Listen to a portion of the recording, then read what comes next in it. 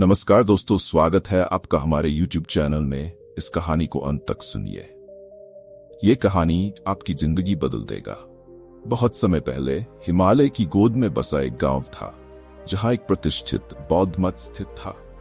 इस मठ में आचार्य तिस्सो नामक एक महान गुरु रहते थे, जिन्हें गहन ध्यान और आध्यात्मिक ज्ञान में महारत हासिल थी। उनकी ख्याति दूर दूर तक फैली हुई थी और कई शिष्य उनसे जीवन और ध्यान के गूढ़ रहस्यों को सीखने के लिए मठ में आते थे। एक दिन जब आचार्य तिस्सो अपने शिष्यों के साथ ध्यान सत्र में थे, एक युवा शिष्य ने उनसे पूछा, गुरुदेव, क्या यह संभव है कि हम दूसरों के मन को पढ़ सकें? क्या हम जान सकते हैं कि कोई और व्यक्ति क्या सोच रहा है? यह प्रश्न सुनकर मठ के अन्य शिष्य भी उत्सुक हो गए और गुरु की ओर ध्यान से देखने लगे। आचार्य तिस्सो ने मुस्कुराते हुए कहा, यह प्रश्न सरल नहीं है, परंतु इसका उत्तर बौद्ध ध्यान की गहरी समझ में छिपा है। मन पठन यानी दूसरों के विचारों और भावनाओं को समझने की क्षमता किसी जादू या अलौकिक शक्ति से नहीं, बल्कि ध्यान और आंतरिक शांति के अभ्यास से प्राप्त की जा सकती है। बौद्ध धर्म में मन पठन की 3 प्रमुख विधियां बताई गई है, जिनका अभ्यास ध्यान के विभिन्न रूपों के माध्यम से किया जाता है। ये है समथ, विपश्यना और मेट्टा ध्यान। प्रत्येक विधि का अपना विशेष मार्ग है, जो साधक को मन की गहराइयों को समझने में सक्षम बनाता है। 1. समथ ध्यान, शांति ध्यान के माध्यम से मन पठन। समथ ध्यान, जिसे शांति ध्यान के नाम से भी जाना जाता है, बौद्ध ध्यान का पहला और महत्वपूर्ण प्रकार है। यह ध्यान मन को स्थिर और एकाग्र करने के लिए किया जाता है। जब साधक समथ ध्यान का अभ्यास करता है, तो वह अपने मन को बाहरी विकर्षणों से मुक्त करता है और उसे एक ही बिंदु पर केंद्रित करता है। आचार्य तिस्सो ने समझाया, जब कोई साधक समथ ध्यान में गहराई से उतरता है, तो उसका मन शांत हो जाता है और उसे अपने और दूसरों के मानसिक तरंगों को समझने की क्षमता प्राप्त होती है। समथ ध्यान का उद्देश्य मन की सतह पर उठने वाली भावनाओं और विचारों को स्थिर करना है। जब साधक ध्यान में अपने मन को पूर्णतः शांत कर लेता है, तब वह दूसरों के मन की ऊर्जा को महसूस कर सकता है। यह ऊर्जा उनकी भावनाओं, विचारों और मानसिक स्थितियों का प्रतिनिधित्व करती है। उदाहरण के लिए, यदि किसी के मन में दुख, चिंता या क्रोध है, तो साधक उस मानसिक स्थिति को बिना किसी शब्दों या संवाद के समझ सकता है। यह मन पठन का प्रारंभिक और सूक्ष्म रूप है, जो व्यक्ति की मानसिक स्थिति और भावनाओं को भांपने में सहायक होता है। समथ ध्यान के माध्यम से साधक दूसरों के विचारों को नहीं पढ़ता, बल्कि उनके मन की अवस्था को महसूस करता है। ये एक प्रकार की संवेदनशीलता है, जो मन की गहराइयों से उत्पन्न होती है। विपश्यना, अंतर्दृष्टि। ध्यान द्वारा मन को देखना दूसरा ध्यान का तरीका है।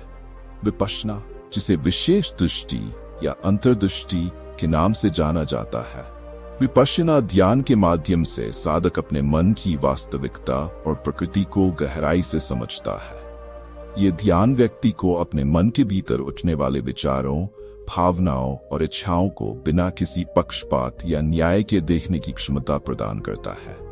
आचार्य तिस्सो ने कहा, विपश्यना वह मार्ग है जिसमें हम विचारों के आना और जाना, उनका परिवर्तन और अंत को देखते हैं।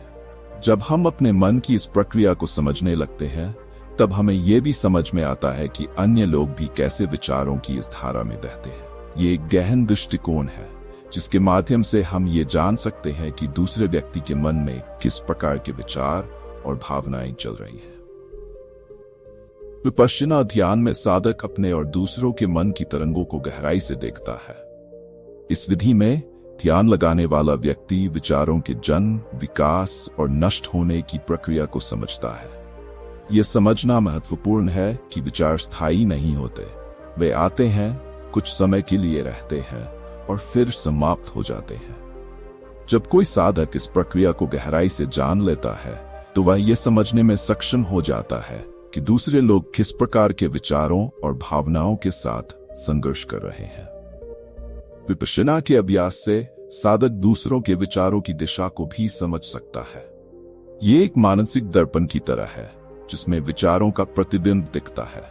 जब मन पूरी तरह से शांत और स्थिर हो जाता है, तो ये दूसरों के विचारों और भावनाओं की गहराई को स्पष्ट रूप से देख सकता है। मैत्री ध्यान द्वारा मानसिक संचार बौद्ध धर्म में मनपठन की तीसरी विधि है। मेट्टा ध्यान, जिसे करुणा और प्रेम पूर्ण दया का ध्यान भी कहा जाता है।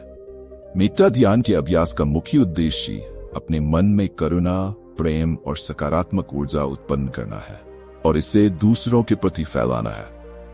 आचार्य तिस्सो ने समझाया, जब हम मेट्टा ध्यान का अभ्यास करते हैं तो हम अपने मन में दया, करुणा और प्रेम को गहराई से उत्पन्न करते हैं।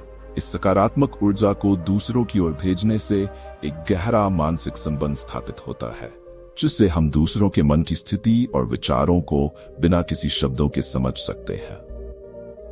मेट्टा ध्यान का अभ्यास करने से साधक अपने भीतर प्रेम और करुणा की भावना विकसित करता है, जो उसे दूसरों के प्रति संवेदनशील बनाती है।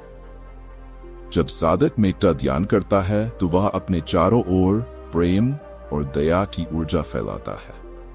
यह ऊर्जा दूसरों के मन तक पहुंचती है और उनके साथ एक गहरा संबंध स्थापित करती है। इस संबंध के माध्यम से साधक दूसरों के मन की भावनाओं और विचारों को समझ सकता है। मेट्टा ध्यान का अभ्यास न केवल दूसरों के मन की स्थिति को समझने में सहायक होता है, बल्कि ये दूसरों के प्रति प्रेम और करुणा को भी बढ़ाता है। जब हम दूसरों के मन को पढ़ने में सक्षम होते हैं तो हम उनकी पीड़ा, संघर्ष और खुशी को बेहतर ढंग से समझ सकते हैं और उनकी मदद के लिए सही कदम उठा सकते हैं। आचार्य तिस्सो ने अपने शिष्यों से कहा, मन को पढ़ने की क्षमता किसी विशेष शक्ति या चमत्कार का परिणाम नहीं है, बल्कि यह ध्यान और आत्मसमझ का प्रतिफल है। बौद्ध धर्म में समत, विपश्यना और मेट्टा ध्यान के माध्यम से हम अपने और दूसरों के मन की गहराई को समझ सकते हैं। लेकिन यह महत्वपूर्ण है कि हम इस ज्ञान का उपयोग दूसरों के प्रति करुणा, प्रेम और दया के लिए करें, न कि उनकी गोपनीयता में हस्तक्षेप के लिए। आचार्य तिस्सो की शिक्षा ने शिष्यों के मन में एक नई दिशा दी। उन्होंने समझ लिया कि मन पठन की ये यात्रा ध्यान और आत्म समझ के माध्यम से ही संभव है, और उन्होंने प्रण किया कि वे इन विधियों का अभ्यास करेंगे।